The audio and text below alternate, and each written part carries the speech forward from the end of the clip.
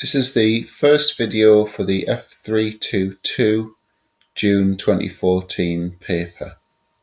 So the first question is about cyclic organic compounds. We've got a table of information for the Cyclo Alkanes. We've got the skeletal formula and the boiling points.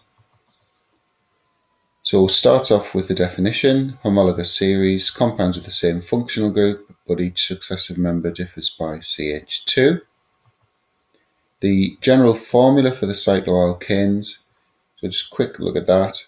We've got 3 carbons, 6 hydrogens, 5 and 10, 6 and 12, so it's CnH2n, in other words the same as the alkenes. The increase in boiling points shown in the table, so you can see there the boiling points are increasing as the number of carbons increase, so I would say that. And then you need to talk about the fact that the van der Waals forces are increasing as the molecules become greater in size, more electrons, and therefore more energy is needed to overcome these stronger van der Waals forces, and so the boiling points increase as a result. The bond angle in cyclohexane is 109.5. State and explain the shape.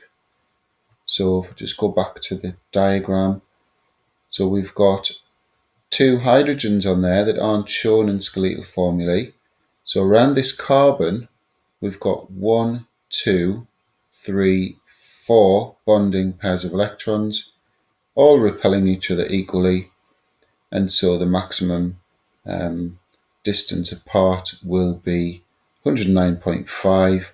So that's a tetrahedral shape. And there in words is what I've just said. Getting a bit awkward now. Cyclopropane undergoes an addition reaction with bromine in the absence of UV, suggests the structure of the organic product. So there's the answer. I'll just go back to the diagram. So the fact that an addition reaction is taking place means there must only be one product. Now, students often just put a bromine on there and a bromine on there. The problem with that is what you're doing is you're carrying out a substitution reaction. So what you need to do is break this one of these carbon-carbon bonds, and this triangle will unfold, and so you'd have room at the end carbons to put bromines on, and so that's why you get that product there with an addition reaction. And then a reaction about constructing the equation for the preparation of cyclohexane from hexane. Well, there's a formula of hexane. There's the formula of cyclohexane. And so the remaining molecules, obviously H2 for that. Suggest an advantage of adding cyclohexane to hexane in petrol. It's got a high octane rating or RON value, and it promotes more efficient combustion in the fuel. So now a question about isomerism. Several unsaturated isomers of cyclobutane. Remember, cyclobutane is actually saturated, carbon-carbon single bonds only. Unsaturated isomers, well, they must be alkenes, and so we're talking about butene, for example, C4H8. 2 of them are stereoisomers, so straight away, hopefully, you know your notes for stereoisomerism inside out. When the carbon-carbon double bonds at the end, you can't have stereoisomerism because you've got 2 hydrogens on one of the carbons of the double bond.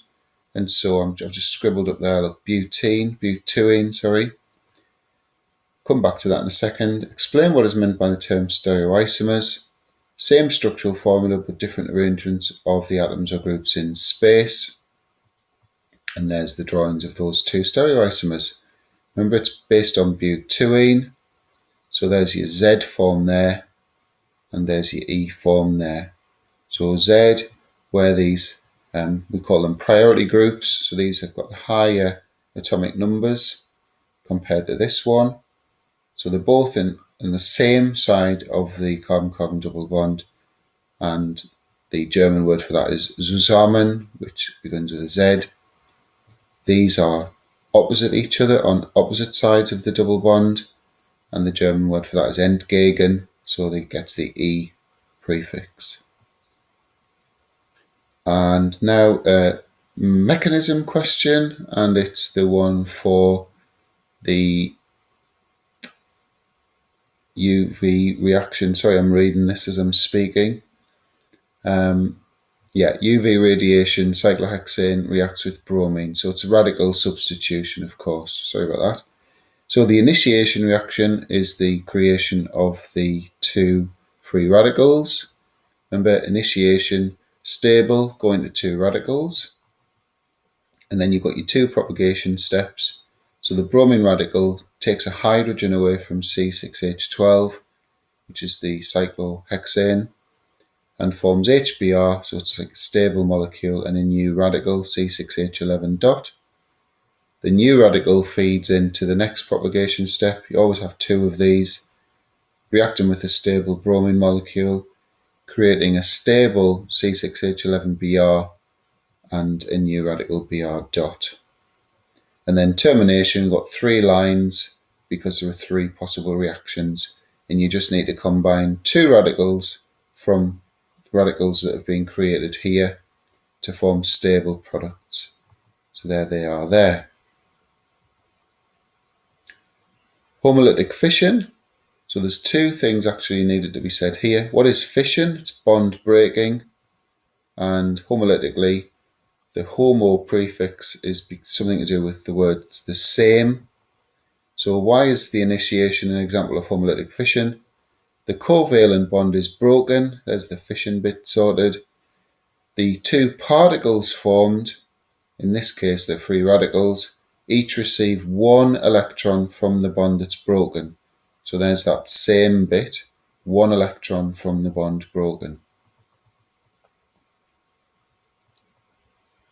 The reaction between cyclohexane and bromine also forms C6H10Br2. Write an equation using molecular formulae. So we've just got C6H12 plus 2 Br2s. This is going to react via a substitution reaction.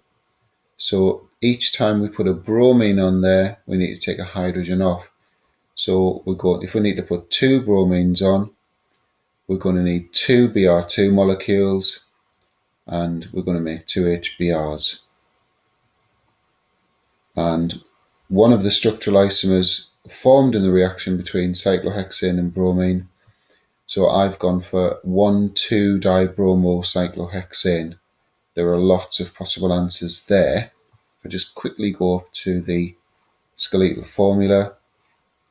So if this is reacting via a substitution reaction, and we've got two bromines being substituted, well, I've gone for one there and one there.